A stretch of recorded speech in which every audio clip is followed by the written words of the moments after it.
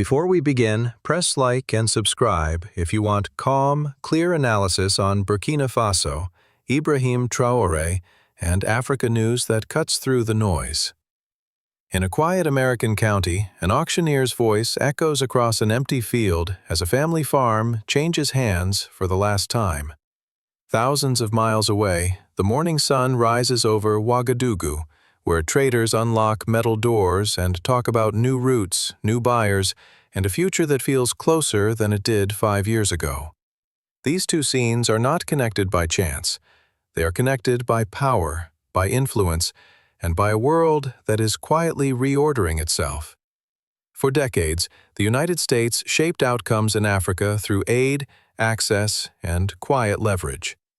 But now, as American attention turns inward and international aid drops by nearly 40% in key areas, something unexpected is happening. Influence is shrinking where it once dominated, and confidence is growing where it once waited. Burkina Faso, a country many outsiders rarely mentioned, is stepping forward under Ibrahim Traore with a message that is simple but disruptive. Sovereignty first, trade second, dignity always. This is not a story about America failing, and it is not a story about Africa being rescued. It is a story about what happens when old tools stop working and new choices are forced into the open. When aid declines, it does not just remove money. It removes assumptions. It removes habits. It removes the belief that decisions will always be made somewhere else. In Washington, this shift is often explained with charts and budgets. On African streets and farms, it is felt as something more personal, more direct. People begin to ask a different question. Not, who will help us, but, who will we become now? That question sits at the center of Burkina Faso's rise and America's shrinking footprint. And it leads us to the tension that defines this moment. If the United States is stepping back, deliberately or not, who is stepping in? And what kind of Africa is emerging as a result? Because once a nation stops waiting, the world has to adjust to its pace.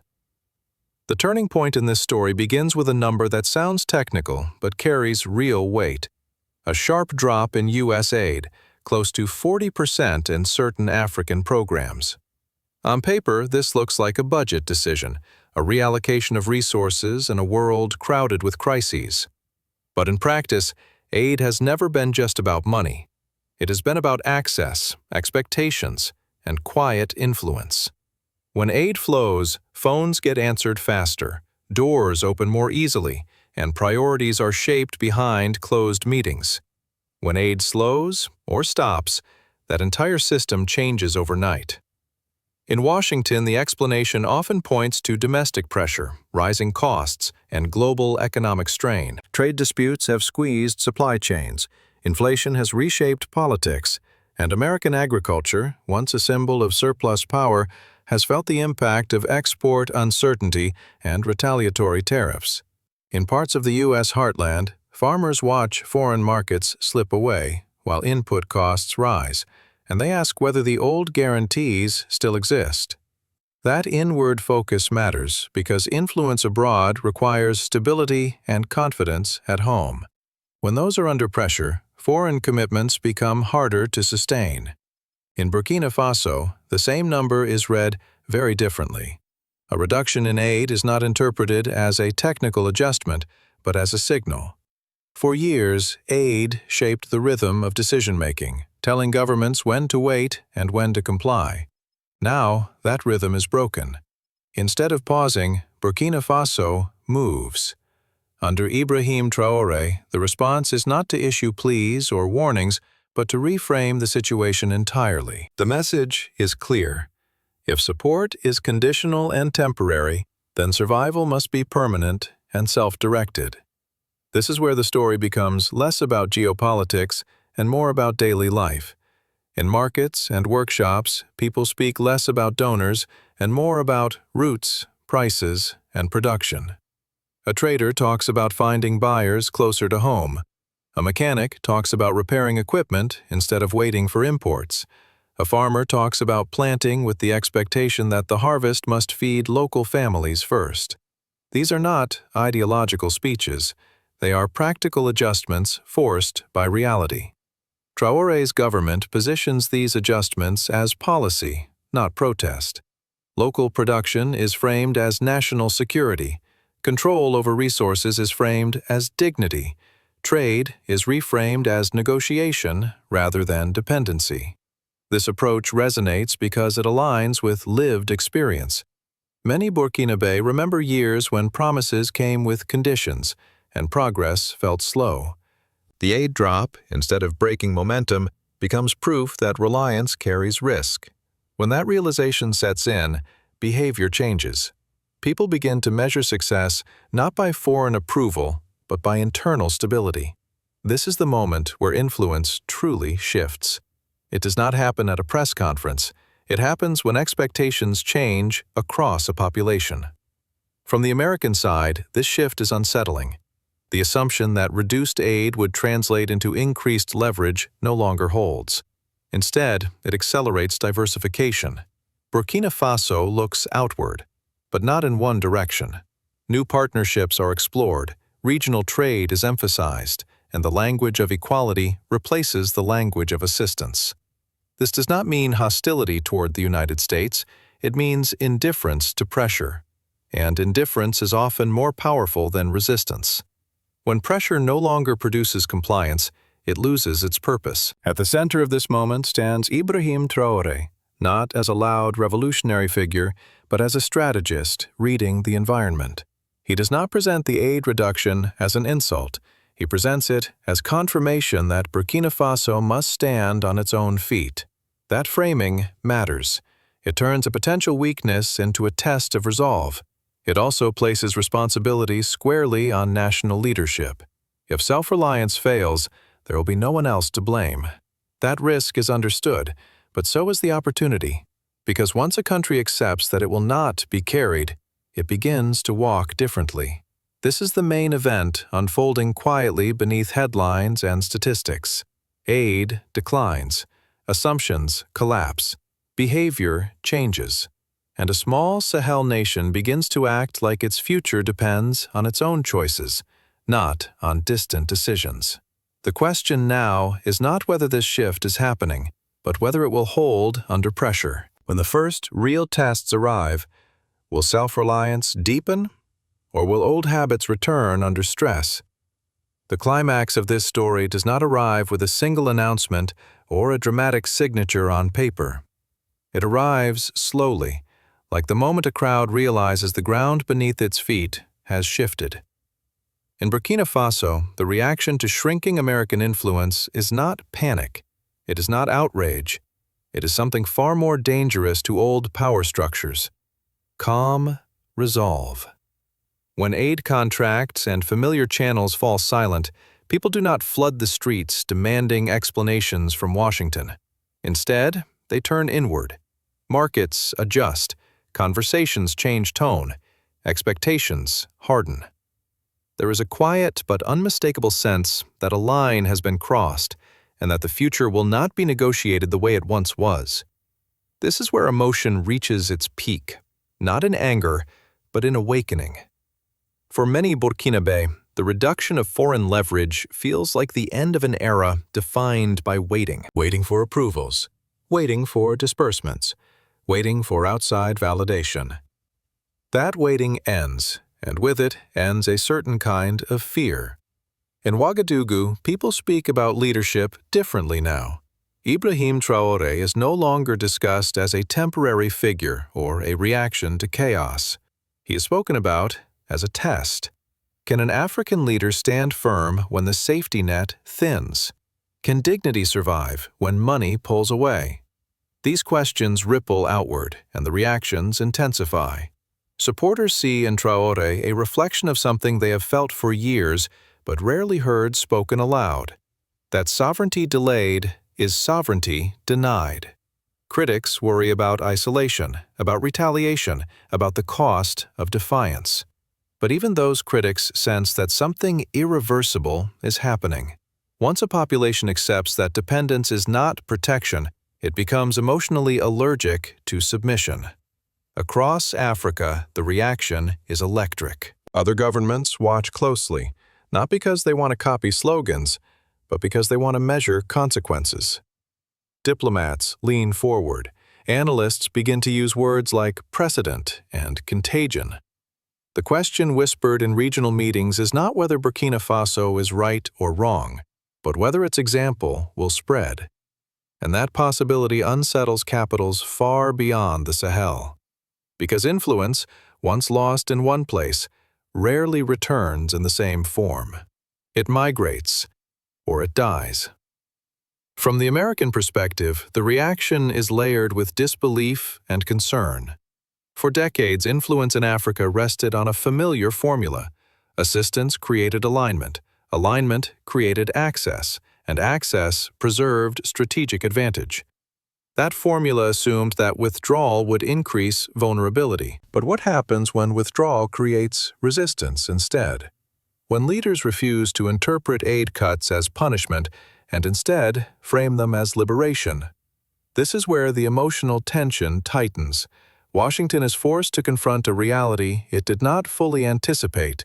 Pressure no longer guarantees obedience. Statements emphasizing stability, democracy, and partnership circulate, but they land differently now. In Burkina Faso, such language is weighed against lived experience, and the balance is no longer automatic. The emotional peak sharpens when ordinary people realize that the old power dynamic depended on their silence. For years, decisions were justified as technical necessities. Now, they are seen as political choices with human costs. A mother watching food prices stabilize because local production increases does not think in terms of ideology. She thinks in terms of relief. A young man finding work in domestic supply chains does not frame his pride as anti-American. He frames it as self-respect. These reactions compound into something larger than policy. They become identity. And once identity is engaged, reversal becomes nearly impossible. Ibrahim Traore understands this, and his reactions reflect that awareness. He does not escalate with threats. He does not posture with empty defiance. Instead, he repeats a single theme with relentless consistency. Burkina Faso will stand on its own terms. This steadiness amplifies the emotional response at home. People are not being whipped into fury, they are being invited into responsibility. That invitation is heavier than anger. It demands patience, sacrifice, and accountability. It also binds the population to the outcome. If the path succeeds, it belongs to them. If it fails, it is theirs to own. That shared burden deepens loyalty far more effectively than slogans ever could. International media reactions intensify the climax. Headlines frame the situation as risky, unstable, unpredictable. Some warn of isolation. Others warn of external influence filling the vacuum. But inside Burkina Faso, these warnings are filtered through a new lens. The question people ask is not, will the world approve? But will we survive with dignity? That question reshapes emotional priorities. Fear of disapproval fades. Fear of dependency grows. And fear, when redirected, becomes momentum. The climax reaches its sharpest point when external pressure fails to provoke retreat. Instead of concessions, Burkina Faso doubles down on self-definition. Regional cooperation is emphasized. Internal legitimacy is reinforced. Each move sends a signal that reverberates beyond borders. This is not a protest against America. It is a declaration that Africa's future will not be negotiated in the language of need alone. That declaration lands heavily on observers who have spent careers managing influence through incentives and warnings, because influence built on necessity collapses when necessity is rejected. Emotionally, this is the moment where the old order realizes it may not be able to rewind the tape. Once a nation internalizes the idea that dignity is non-negotiable, material pressure loses its edge. That realization triggers anxiety in systems accustomed to compliance. It also triggers hope among populations long accustomed to compromise. Hope, in this context, is not optimism. It is determination with memory. It remembers past humiliations and refuses to repeat them. As reactions cascade, one truth becomes unavoidable. This is no longer just about Burkina Faso. It is about whether African nations will continue to define themselves through external approval or whether they will accept the cost of authorship. That choice carries risks, and everyone involved knows it. But the emotional climax is defined by a simple shift in posture. Heads lift, voices steady. The language of asking is replaced by the language of stating. And in global politics, that shift is seismic. The world now watches a quiet confrontation unfold, not with tanks or tariffs, but with resolve. On one side, a superpower recalibrating under pressure. On the other, a small nation insisting that its future will not be audited from afar. The reactions, both supportive and fearful, swirl around this standoff, but the center holds. Because once a people decide they would rather stand uncertain than kneel secure, the equation of influence changes forever. The question that remains, hanging heavy in the air, is whether this resolve will harden into a new continental pattern, or whether the weight of pressure will eventually pull Burkina Faso back into old habits when the cost of standing alone becomes real. When the cameras leave and the statements fade, the real consequences of this shift begin to surface in ordinary places. Not in conference halls, but in kitchens, workshops, and village roads. In Burkina Faso, the decision to stand firmer as outside influence recedes forces a reckoning that is deeply personal. Families feel it first. When imports become less certain, local production carries new weight. Prices, supply, and availability are no longer abstract economic terms. They determine what is on the table at night. For some, this transition is painful. Systems built around dependency do not rewire themselves overnight. But for many, the pain is accompanied by something unfamiliar and powerful: ownership. If things improve, it is because of local effort. If they worsen, there is no foreign actor left to blame. That clarity changes behavior. It encourages discipline, cooperation, and a new seriousness about governance that slogans alone never achieved. Politically, this moment tightens the bond between leadership and population. Ibrahim Traore's position becomes less symbolic and more accountable. Without the cushion of guaranteed external support, every decision carries visible consequences. Roads must be built or repaired with domestic priorities in mind. Security policies must deliver real protection, not just promises. Food policy becomes inseparable from national survival. This pressure hardens institutions. It also exposes weaknesses. Officials who thrived under ambiguity now face scrutiny from citizens who understand that mistakes are no longer offset by aid. This scrutiny, though uncomfortable, is a sign of political maturation. A population that feels responsible for its future demands competence, not rhetoric. Civil society reacts in complex ways. Some groups worry about isolation and international backlash. Others see a rare opening to redefine what citizenship means. Community initiatives grow quietly. Local markets become hubs of experimentation. Regional cooperation strengthens as neighboring communities realize they share the same vulnerabilities and opportunities. This is not romantic resilience. It is necessity-driven adaptation. And adaptation, when repeated daily, reshapes culture. People begin to value skills, trades, and production more than proximity to power. The social hierarchy shifts subtly. Those who can fix, grow, build, and transport become central figures in daily life. That shift stabilizes communities in ways that outside funding never fully achieved. At the same time, risks accumulate.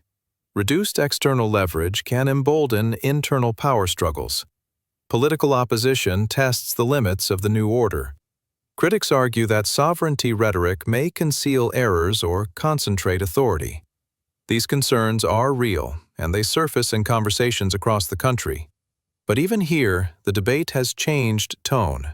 Instead of arguing about which foreign partner to trust, people argue about domestic choices. That is a profound transition. It signals that political conflict is becoming internalized rather than outsourced. For a nation long shaped by external pressure, this internalization is both dangerous and necessary. Regionally, Burkina Faso's stance alters calculations.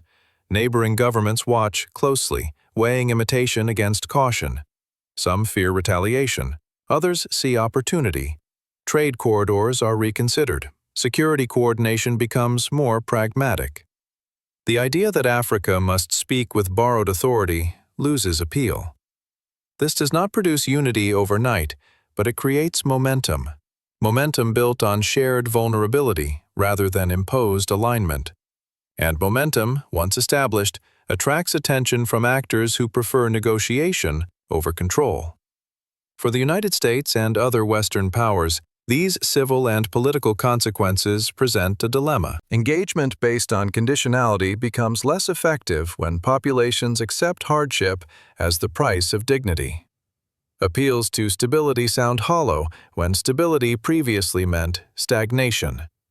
Policymakers are forced to choose between adapting their approach or watching influence continue to erode. This choice is complicated by domestic politics back home, where foreign engagement competes with internal priorities. The result is hesitation, and hesitation is quickly noticed. The deepest consequence, however, is psychological. A society that believes it can endure without external rescue develops a different relationship with fear. Fear no longer paralyzes. It informs. It sharpens planning. It encourages caution without submission. That psychological shift is the true foundation of sovereignty. Infrastructure can be destroyed and rebuilt. Markets can rise and fall. But once people internalize responsibility for their fate, reversal becomes extraordinarily difficult. Burkina Faso now lives inside that reality. The path forward is uncertain, and mistakes will be costly. But the political and civil landscape has crossed a threshold.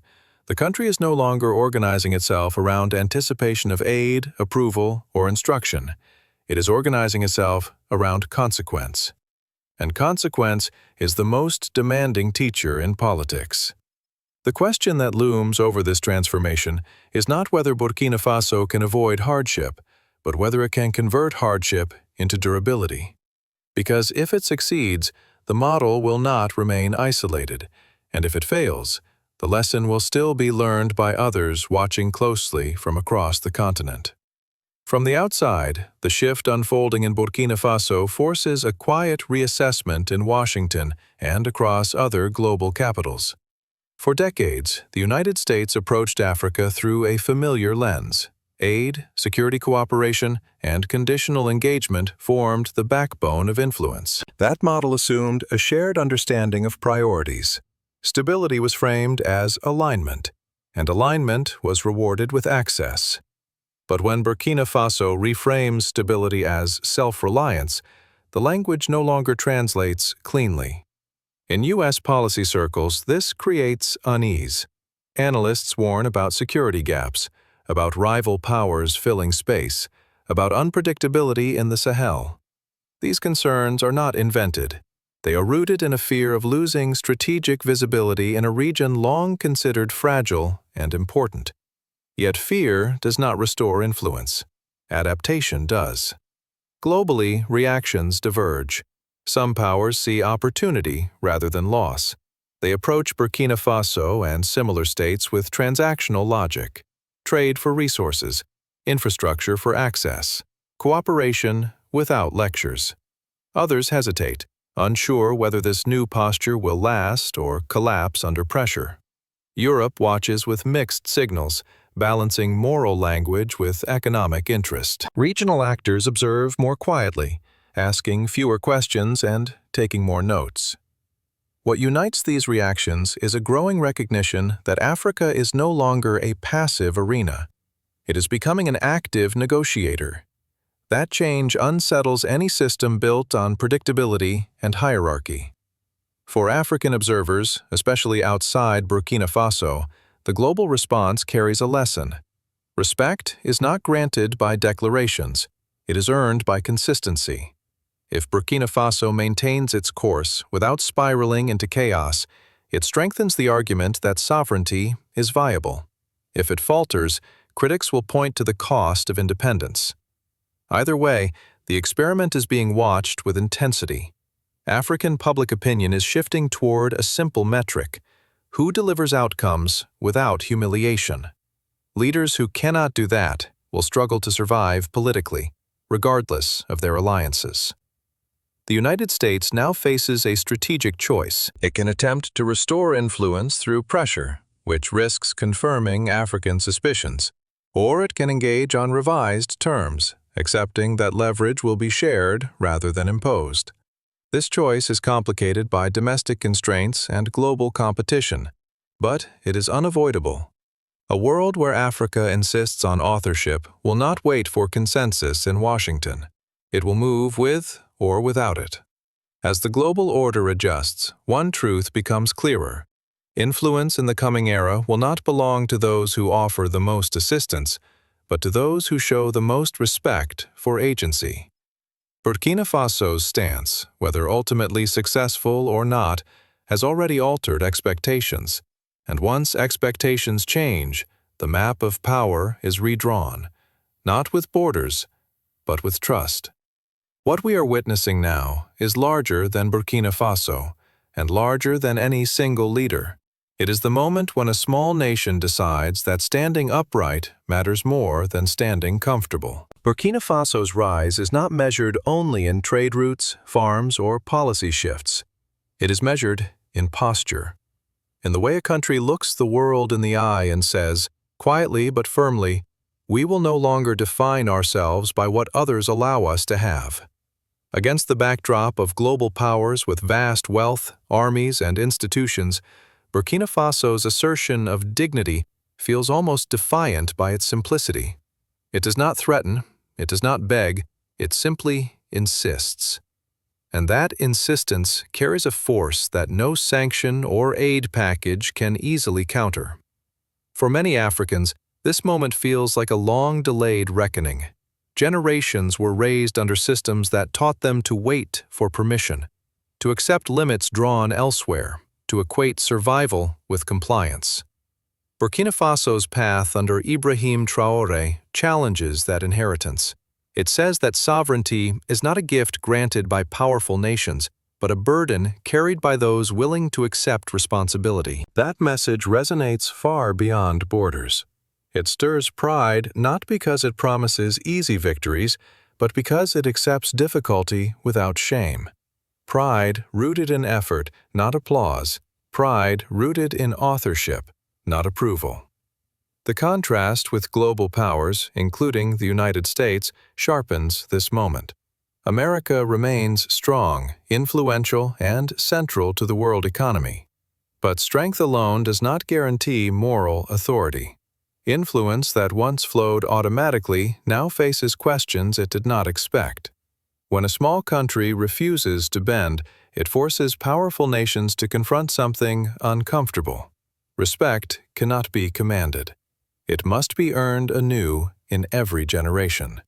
For American viewers, especially those who have watched the world change over decades, this moment invites reflection rather than accusation. The values many hold dear, self-reliance, dignity of labor, responsibility for one's family and land, are the same values now animating Burkina Faso's rise. The geography is different, the language is different, but the principles are familiar. This is why the story unsettles and inspires at the same time. It unsettles systems built on hierarchy and dependence. It inspires people who believe that a nation's worth is not defined by how much it receives, but by how it stands when receiving less. Burkina Faso's choice does not guarantee success. Mistakes will come, hardship will test resolve. But something irreversible has already happened. The psychological boundary has been crossed. A people who decide they would rather face uncertainty with dignity than security with submission rarely return to the old bargain. For the world, this moment is a warning and an invitation. A warning that influence based on leverage alone will continue to erode. an invitation to engage Africa not as a problem to manage, but as a partner that chooses its own terms. For Burkina Faso, the road ahead is narrow and demanding, but it is theirs. And ownership, once claimed, reshapes destiny more powerfully than protection ever could. As you consider this story, the question is not whether Burkina Faso will rise without struggle. The question is whether the world is ready for an Africa that refuses to kneel, even when kneeling would be easier. And for those watching from powerful nations, there is a quieter question beneath it all. When dignity becomes non-negotiable for others, what does leadership require from us? If this analysis gave you clarity, press like and subscribe, and leave a comment with the one value you believe will matter most in the next global order.